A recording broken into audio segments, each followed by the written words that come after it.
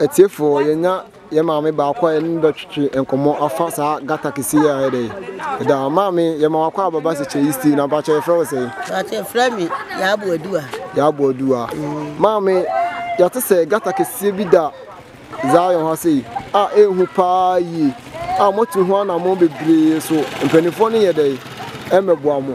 nti mo yi situation ye dey ye ma hwe sa gata wi di asem na wo ka kire mpanifo na ehwe wo no me pa cho asem me ka cho mo se yesre wo mo wo mo modia meboa yi na enanu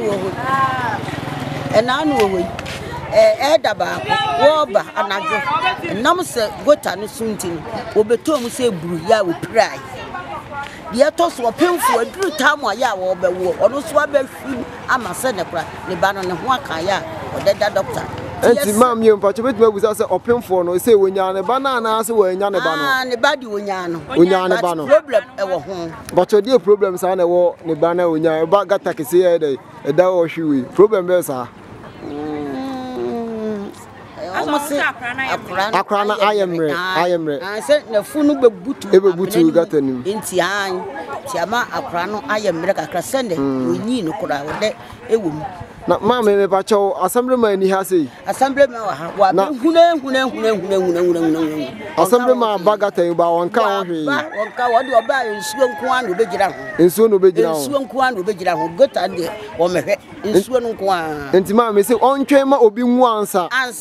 okotu ho na mo anaso sei sa enu nti ena mo dawroma ye de be da mo amna waboa ye ahwama ye maame di ase na aka kire mpanifo aban ene ne mpanifo aban mpanifo asema me ka kire mo se wo mo adawroma ye sra wo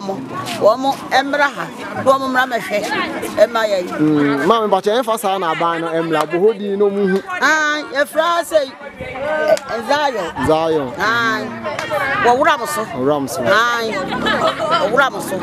wo mo modia no mo twa wo mo ani mehwe no mo ba no be hunu san no kore asama ye kan ye no kore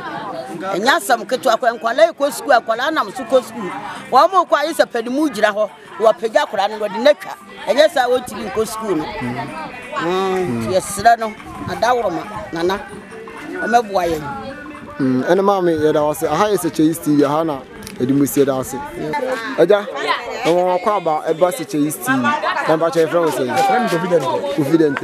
ba cho that is gata kesie bi e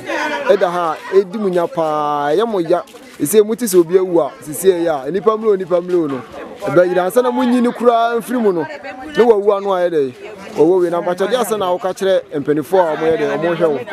amna we to ho nyene akere pa if somebody ma voa banyina na amna we da ho no be mu kwa mbo atakojo assembly ma yokoye ma assembly ma we ba ye atakojo ko twina tie ebegu susu ya san twini nyina san ko assembly we ma ba ye won kan ho hwe e bia oba be hu se dia ma ni sitie dia nya yete ahaje na ase enjuo to na se susu ya be fa se ni nyesu san ketwa se nkura no kura twamo ko skua ye nya ne susu omudi omutwa omuntimi ntira sa gota no twa na etwa kofom so dide omomra no mama boy dise ahwe ya be asem kasi be zina asem kasi zin so anya ti ha no ene be ya asem abeto ye so dide bia ye free ka company fo no omomra na ja ma no shi amna we se enya dia ya ye ho ayi bebre wo ya na enso na twa fam na twene tie no ko ye na twa fam na be twene ko ya ma ye hunu se de be se ni bia ja ena ye da wase pa so wa ma ye sa akwanya wi si ene mo matwetwe nkomo ye Sekyere Steve ba ye wo se woman ba ko oye store e wa se eni sa store na wo ye no eye nipa ho adwuma no wo ye dey oye obi betimi atom o ka se nipa wa betomi de o efa na no okwa e be ka se nipa simesi store na no wo ye dey no wo ko ene wa kwa to gata kesiwe ma ye dey ewu anasa wa ko to mama ne na ma ye dey abu nti ebekọ ho ne ni omo so ayede akwatwetwe nkomo yeda wase pa etifo Sekyere Steve eni aba Zion enya ye ni aba ba kwa omo ye store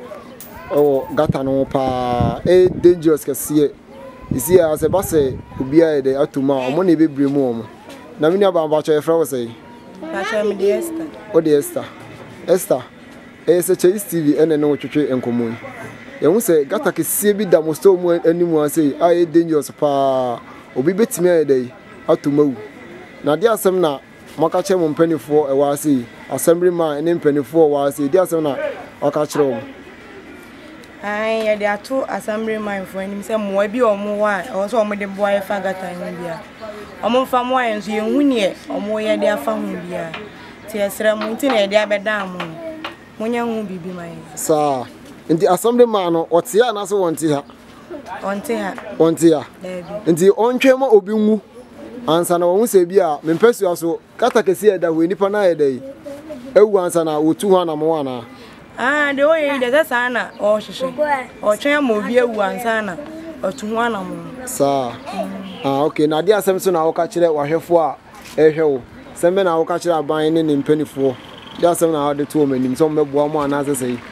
asama me wo ka kire aban se esre na o mepe hu bibi nyamaye no moye na baby a store ne won ne gata ne de emoye enkran so di ase yakwani aba akora bi hwimu a obetimi awu ti esre na o mepe hu bibi na onye okay ene ya da wase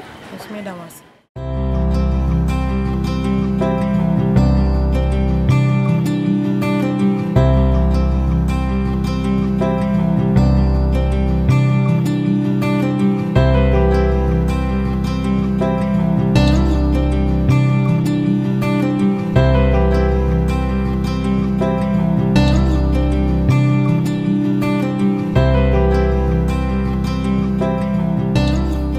Sawo pensema hodo atie a efa Sekyere East Sekyere pie mansini mu paade a ene ehwe Sekyere East TV e wo YouTube eni Facebook sa amanyosem sa sikasem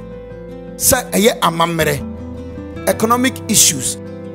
anasa nsema esisi social news a ni nyina no hwe Sekyere East TV wo YouTube eni Facebook ode nsema hodo nyina ebebrew wo sa wo amanone sa wo Ghana ba bia wo bia Sekyere East nsem nyina no wo de bedaw Sekyere East TV papa efie ensem nko a